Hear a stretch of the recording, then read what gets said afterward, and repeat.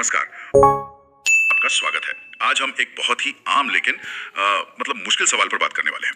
एक ऐसा निमंत्रण कैसे तैयार करें जिसे कोई मना ही ना कर सके।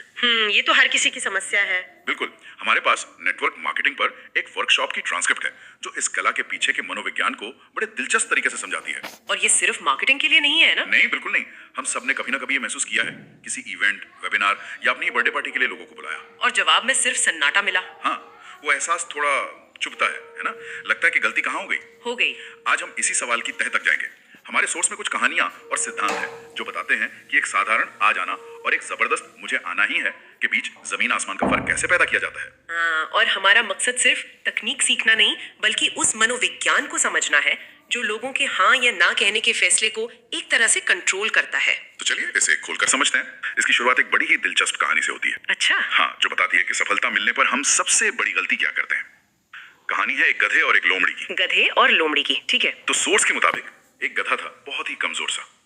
उसका मालिक उसे दिन भर काम करवाता पर खाने को कुछ खास नहीं देता था। बेचारा। हाँ, तो वो रात को खुद ही खाना ढूंढने निकलता था। एक रात उसकी मुलाकात एक चालाक पर दयालु लोमड़ी से होती है। अच्छा।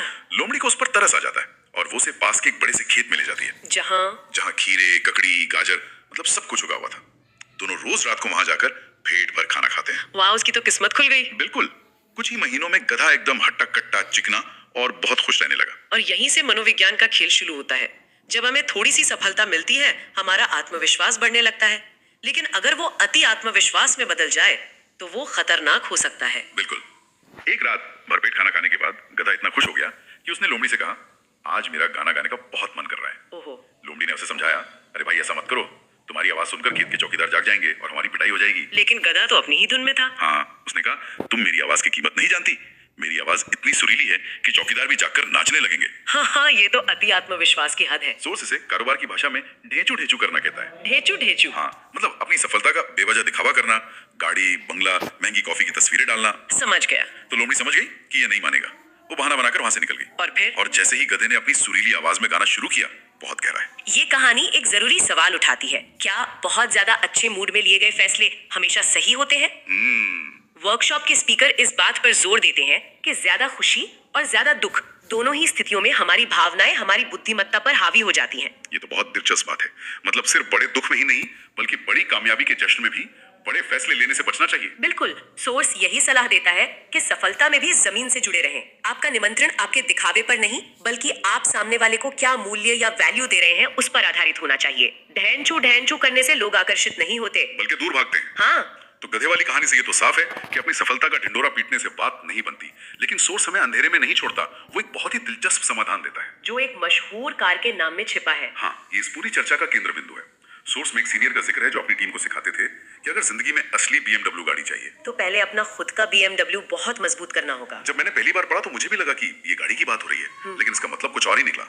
BMW का मतलब है बहुत मजबूत वाई। बहुत मजबूत वाई। हाँ। आपका क्यों? हाँ, आप किसी को क्यों बुला रहे हैं और किसी को आपके पास क्यों आना चाहिए, ये बिल्कुल स्पष्ट और शक्तिशाली होना चाहिए। ये मनोविज्ञान की गहरी समझ है। जब भी हमें कोई निमंत्रण मिलता है हमारा दिमाग अनजाने में एक कैलकुलेशन करता है, इसमें मेरे लिए क्या है? What's in it for me? बिल्कुल। बुलाने वाले का असली मकसद क्या है?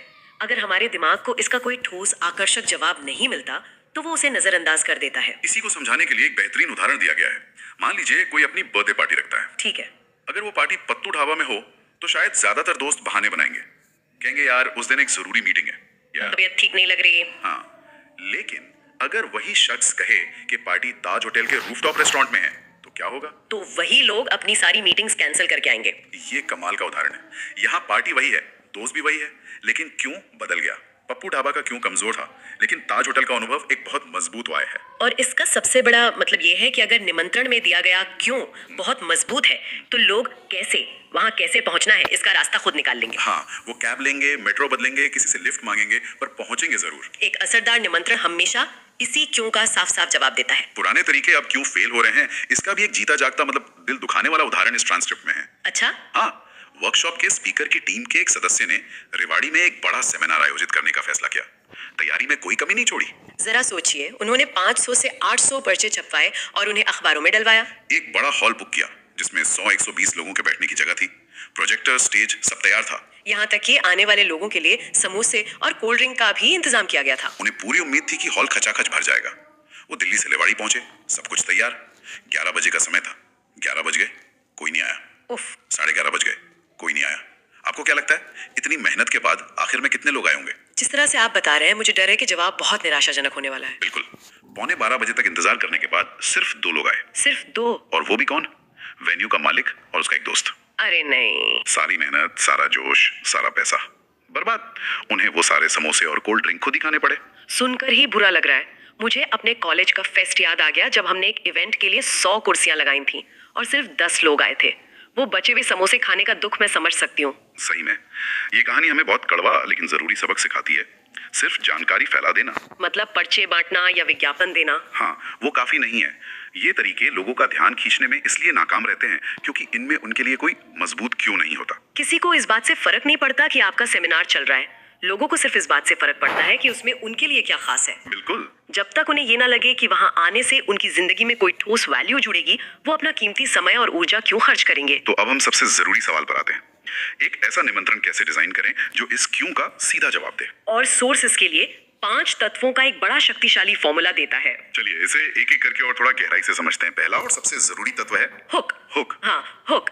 ये आपके निमंत्रण की पहली लाइन होती है जो किसी का ध्यान खींचने या गंवाने का काम करती है। एक अच्छा हुक एक ही साथ व्यक्ति की सबसे बड़ी इच्छा और उसकी सबसे बड़ी समस्या दोनों को निशाना बनाता है। जैसे सोर्स में एक उदाहरण है, बिना वीडियो बनाए YouTube से पैसे कैसे कमाएं। ये कमाल का हुक है। यहाँ इच्छा है YouTube से पैसे कमाना और समस्या है लेकिन मैं कैमरे के सामने नहीं आना चाहता। सुनने वाले को तुरंत लगता है कि ये व्यक्ति मेरी असली प्रॉब्लम को समझता है। बिल्कुल। इससे एक तत्काल कनेक्शन बनता है।